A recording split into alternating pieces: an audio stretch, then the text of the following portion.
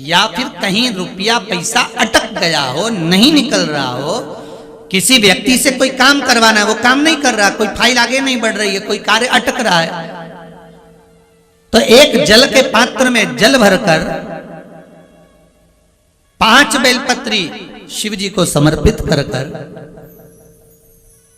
कुंदकेश्वर महादेव का नाम लेकर एक सफेद पुष्प बेलपत्री के ऊपर जो शिव जी को चढ़ाई है उस पर समर्पित कर जल जो लेकर गए हो, अपनी उस कामना को कर कि मेरा ये कार्य अटक रहा है, ये कार्य नहीं हो रहा, कुंदकेश्वर महादेव का नाम लेकर धीरे धीरे जल की धार चढ़ाइए। और एक बात हमेशा याद रखना, फिर निवेदन कर रहे हैं, अच्छे से समझ लेना, शंकर जी पर जब जल चढ़ता है, शिव जी का जब अभिषेक होता है, शंकर जी पर जब जल चढ़ाया जाता है, दूध चढ़ाओ, जल चढ़ाओ, कुछ भी चढ़ाओ, पर एक बात का स्मरण अपने जीवन में होना कि इतने ऊपर से मत चढ़ाना कि जल चढ़े और छींटे आपके ऊपर। बहुत ध्यान दीजिएगा।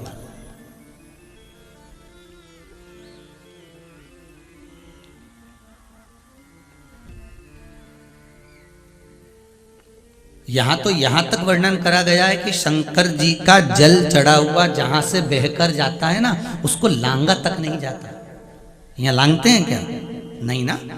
परिक्रमा भी करेंगे तो वहीं से लौट कर वापस इधर जाएंगे। शिव जी का जहां से जल बहकर जा रहा हो, चढ़ा हुआ जल जहां से बहकर जा रहा हो, उसको लांगा तक नहीं जाता। और कई लोग बड़े बड़े आनंद में शंकर जी पे इतनी ऊपर से जल चढ़ाएंगे तो वो छींटे पूरे अपने ऊपर आना चाहिए, शरीर पर आना चाहिए। नहीं नहीं, उसका दोष है महाराज, उसका दोष है।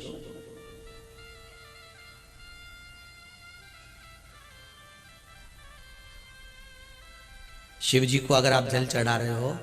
जैसे आप भगवान को अगर जल चढ़ाओ, दूध चढ़ाओ, तो मान लो अगर जैसे एक सरल भाषा में समझ लो और अच्छे से, कि जैसे ये शिवलिंग है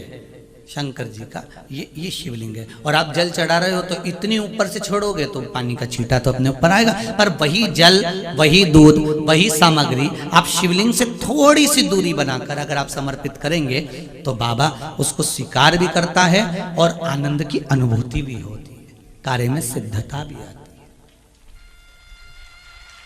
कार्य में उसकी सिद्धता भी। अब तुम तो ऊपर से छोड़ रहे हो जिससे वो पानी तुम्हारे ऊपर ही आए, तो वो एक अलग प्रसंग है, बोलिए एक अलग विषय। बहुत ध्यान देना महाराज, भगवान को कभी भी कोई भी सामग्री, जैसे